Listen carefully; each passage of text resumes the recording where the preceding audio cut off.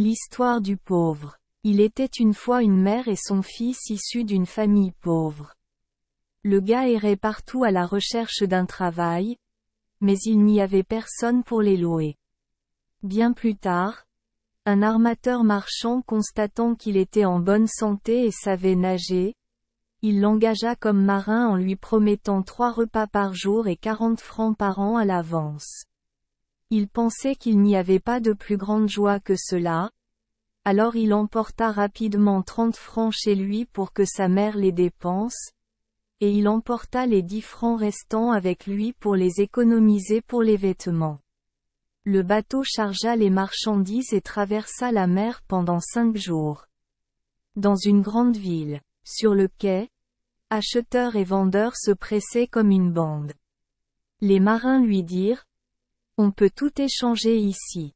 Achetez-en simplement un peu et ramenez-le à la maison pour le vendre et vous ferez automatiquement un bénéfice. » Le gars n'était jamais habitué au commerce, alors il tenait 10 deniers dans sa main et ne savait pas quoi acheter. Soudain, il a vu quelqu'un porter un chien attaché jusqu'au quai et essayer de le jeter dans la rivière. Se sentant blessé, il s'arrêta rapidement et demanda la raison. Cette personne a dit que ce chien appartenait à son propriétaire. Aujourd'hui, le propriétaire est allé au marché pour acheter de la viande pour une fête, mais il ne savait pas comment la préparer pour que le chien la mange accidentellement. Le propriétaire en colère a attaché le chien et l'a battu à mort, puis l'a renvoyé de la rivière. En entendant cela, le gars a demandé à racheter le chien. L'autre homme rit et dit: « Il n'est spécialisé que dans le vol. Pourquoi l'as-tu acheté ? » Le pauvre type répondit: « Tant pis. Vends-le-moi. » Finalement, le gars a payé 3 francs pour racheter le chien. Il l'a détaché et l'a enchaîné à l'endroit où il travaillait. Quelques instants plus tard, il a vu une femme portant un chat qui essayait de le jeter dans la rivière. Le gars s'est rapidement arrêté et a demandé la raison. Lorsqu'il a appris que le crime du chat était simplement de voler, il a supplié de laisser l'animal avec lui. Voyant la femme déconseiller d'acheter un vilain chat, il n'écouta pas et dit: « Qu'à cela ne tienne. Vendez-le-moi. » Le chat a donc finalement échappé à la mort. Et son nouveau propriétaire, après avoir dépensé 3 francs pour l'acheter, l'attacha près du chien. Assis seul sur le bateau, triste, il a quitté le bateau et s'est dirigé vers la berge de la rivière. Soudain, il vit 3 enfants bergers de buffles attraper un serpent d'eau, dans l'intention d'utiliser un fouet pour le punir. Le type courut rapidement pour s'arrêter. « Ne le frappe pas. C'est un serpent d'eau. Il ne fera de mal à personne. » « Laissez-nous tranquilles, répondirent les enfants, puis ils continuèrent. « Nous l'avons attrapé. Nous l'avons battu. Pourquoi l'arrêtez-vous ? » Voyant qu'ils insistaient pour tuer intentionnellement le serpent, le gars a utilisé l'argent pour sauver l'animal innocent. Ils réclamèrent 5 francs. Ce n'est que plus tard qu'il en a eu un de moins. Ainsi, tout l'argent que j'avais apporté avec moi s'est progressivement épuisé. Après avoir acheté le serpent, il le relâcha rapidement dans la rivière pour qu'il puisse retourner dans son pays. Lorsque les marins l'entendirent raconter ses activités commerciales, ils éclatèrent tous de rire, pensant qu'il était un homme très stupide. Il resta assis tranquillement, sans rien dire. Lorsque le bateau a commencé à rentrer vers minuit, il ramait et a soudainement vu un serpent d'eau nager depuis la rivière et lui donner une perle et lui a dit: « Mon père te remercie de m'avoir sauvé la vie. Laisse-moi te donner la perle. » Ngok traversait, pour l'inviter à jouer. Portant la perle, il pouvait marcher aussi bien sous l'eau que sur terre. Le gars l'entendit et suivit rapidement le serpent d'eau jusqu'au palais de l'eau. Comme prévu, il fut très bien traité par le roi dragon, qui lui donna de nombreux bijoux et pierres précieuses. Ensuite, il a été ramené chez lui par les hommes du roi dragon. Le propriétaire du bateau l'a vu disparaître et a pensé qu'il était tombé à l'eau, alors il a garé le bateau et l'a signalé à la commune locale. Mais quand tout le monde est rentré dans sa ville natale, ils ont été très surpris car le jeune marin était arrivé chez lui il y a 3 jours et à partir de là, il est devenu riche.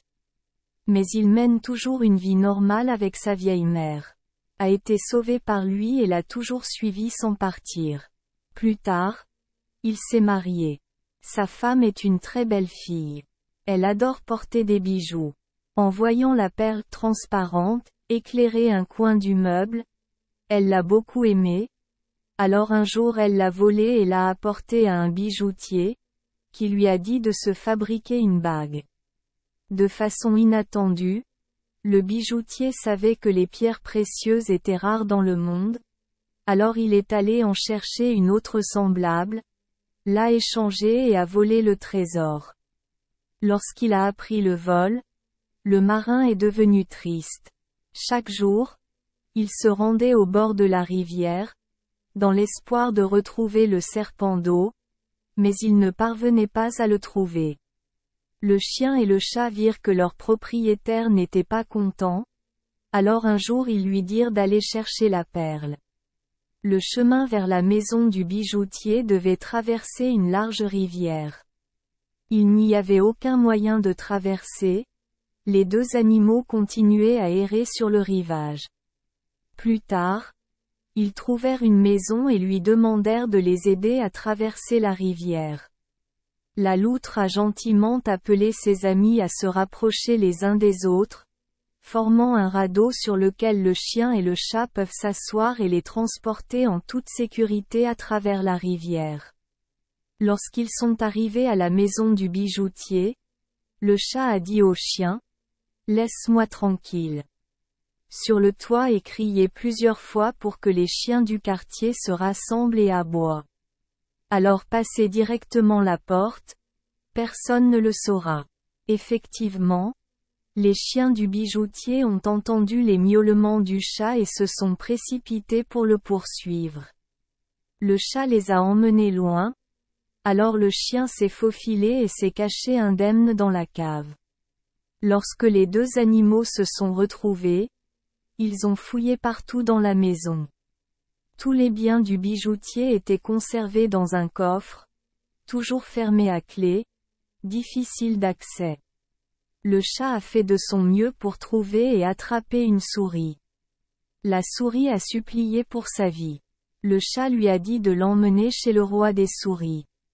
Le chat a clairement expliqué pourquoi il était venu ici et lui a demandé de l'aider à récupérer la perle. En échange, le chat a promis de ne pas toucher sa famille. Le roi des souris obéit avec enthousiasme. Laissez-moi dire aux enfants, petits enfants et serviteurs de la maison d'ouvrir le coffre et de le trouver pour vous. Mais lorsqu'ils sont entrés dans le coffre, les souris ont cherché et cherché mais n'ont pas pu trouver la perle. La reine des souris sortit pour le dire au chat et dit, « Dans ce coffre il y a une boîte en argent. Peut-être qu'il est caché là-bas. Cette boîte est difficile à mâcher. Alors que devons-nous faire maintenant ?» a demandé le chat. Le seul moyen est que nous demandions aux voisins de s'unir à nous pour élargir le trou et amener cette boîte ici pour que vous la trouviez. Alors fais-le vite. En une seule nuit, tout le quartier des souris a pris la boîte et l'a donnée au chat.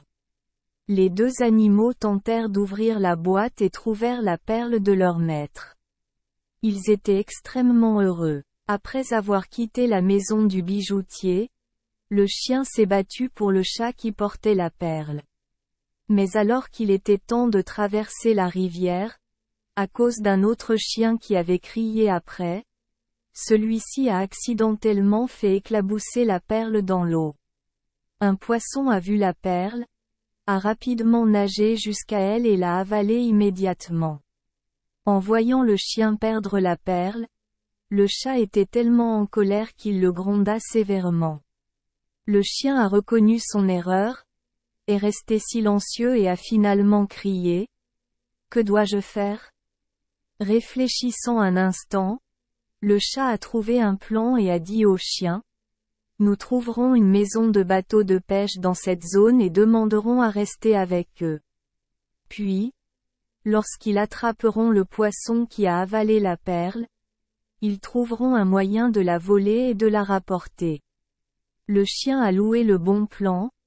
Alors lui et le chat se sont rendus chez une famille de pêcheurs qui ont garé leur bateau au bord de la rivière pour sécher leurs filets.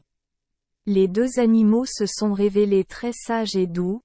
C'est pourquoi toute la famille les a traités avec gentillesse. Quelques jours plus tard, le pêcheur attrapa un très gros tilapia, lui ouvrit les intestins et trouva une perle. Les chiens et les chats étaient excités et secrètement heureux. Pendant que toute la famille s'échangeait des perles pour voir les étranges cadeaux, le chat s'est approché et s'est frotté contre le propriétaire. Lorsque le propriétaire était négligent, il sautait pour attraper la perle, enroulait immédiatement sa queue et sautait sur le rivage pour s'enfuir. Voyant cela, le chien courut également après lui sous les yeux abasourdis du père et du fils du pêcheur. Cette fois, le chat rivalise avec le chien pour rapporter des perles. Le chat leva la tête et dit au chien.